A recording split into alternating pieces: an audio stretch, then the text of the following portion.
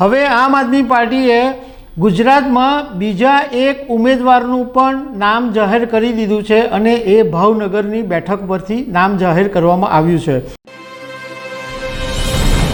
નમસ્કાર દર્શક મિત્રો, લોકસભા 2024ની ચૂંટણી હવે નજીકના દિવસોમાં જ છે અને બધી જ પાર્ટીઓ પોતપોતાની તૈયારીમાં લાગી રહી છે। ભાજપ પોતાની રીતના તૈયાર કરે છે, કોંગ્રેસ પણ પોતાની રીતના તૈયારી કરે છે, આમ આદમી પાર્ટી પણ તૈયારી કરી રહી છે। આજે અમે તમારી સાથે એ વાત કરીશું કે આમ આદમી પાર્ટીએ થોડા સમય પહેલાં ભરૂચની બેઠક પરથી પોતાના ઉમેદવારનું નામ જાહેર કરી દીધું હતું અને એ ઉમેદવાર હતા ચૈતર વસાવા।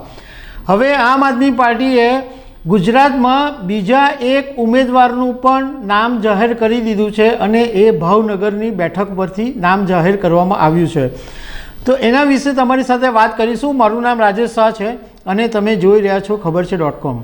દર્શક મિત્રો, આમ આદમી પાર્ટીના ગુજરાતના પ્રભારી સંદીપ પાઠકે જાહેરાત કરી છે કે ભાવનગરની બેઠક ઉપરથી અત્યારે જે બોટાદના ધારાસભ્ય છે ઉમેશ મકવાણા, એમને લોકસભાના ઉમેદવાર તરીકે જાહેર કરવામાં આવ્યા છે। મતલબમાં આમ આદમી પાર્ટી તરફથી ઉમેશ મકવાણા લોકસભાની ચૂંટણી લડશે।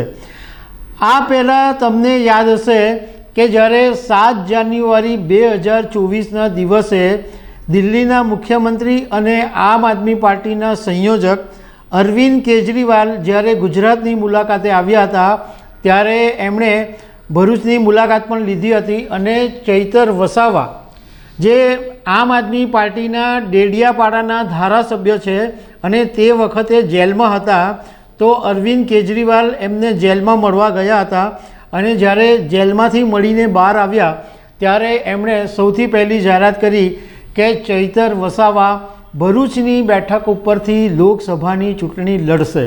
હવે બીજા ઉમેદવારની જાહેરાત કરવામાં આવી ભાવનગરની બેઠક ઉપરથી ઉમેશ મકવાણાની। ઉમેશ મકવાણા એ નામ છે કે જ્યારે એમને વિધાનસભા 2022ની અંદર જ્યારે ટિકિટ આપવામાં આવી ત્યારે કાર્યકરોએ તેમનો જબરદસ્ત વિરોધ કર્યો હતો। એ પછી જ્યારે આમ આદમી પાર્ટીના ધારાસભ્ય ભૂપતભાઈએ આપમાંથી રાજીનામું આપ્યું અને ભાજપમાં જોડાવાની વાત ચાલતી હતી ત્યારે ઉમેશ મકવાણાનું પણ વાત ચાલતી હતી કે તેઓ ભાજપમાં જોડાશે, પરંતુ જો કે એ પછી એમણે એવી પોતે સ્પષ્ટતા કરી દીધી હતી કે આ એક અફવા છે અને હું ભાજપમાં જોડાવાનો નથી। દર્શક મિત્રો, આમ આદમી પાર્ટીએ ગુજરાતમાં 2 ઉમેદવારોની જાહેરાત કરી દીધી। એની સાથે ઇન્ડિયા ગઠબંધનની એક આ બીજી પોલ પણ સામે આવી છે કે ઇન્ડિયા ગઠબંધનની વચ્ચે એક બીજી પાર્ટીઓ સાથે મનમેળ નથી।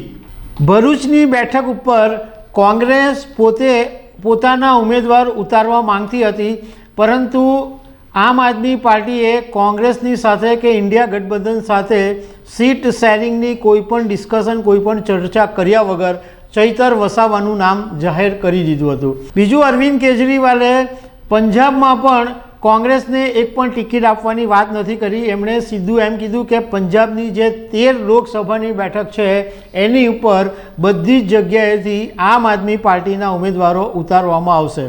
એ પછી અરવિંદ કેજરીવાલે પંજાબની એક સભામાં એમ કીધું કે દિલ્હીના લોકો સાથે 7 બેઠક, જે દિલ્હીની 7 લોકસભાની બેઠક છે એ બધી જ બેઠકો લોકો અમને આપવા માંગે છે। મતલબમાં તે વખતે એમણે એવો ઇશારો કર્યો હતો કે દિલ્હીની પણ 7 બેઠકો પર આમ આદમી પાર્ટીના ઉમેદવારો ઉતારવામાં આવશે।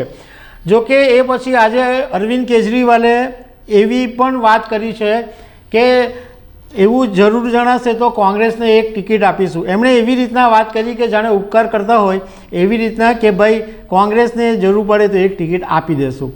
લોકસભાની તૈયારીમાં આમ આદમી પાર્ટીએ તો 2 નામ જાહેર કરી દીધા છે। આમ આદમી પાર્ટીની એક વાત એ છે કે લગભગ છેલ્લા 10 વર્ષમાં જ આ પાર્ટી ઊભી થઈ છે અને સારો એવો પગપેસારો કર્યો છે। ગુજરાતમાં પણ વિધાનસભા 2022ની ચૂંટણીમાં ભલે 5 બેઠકો મળી, પરંતુ ગુજરાતમાં એમનો એક પગપેસારો તો થઈ ગયો છે। તો દર્શક મિત્રો, આવી અનેક વાતો સાથે અમે તમને મળતા રહીશું। Thank you very much.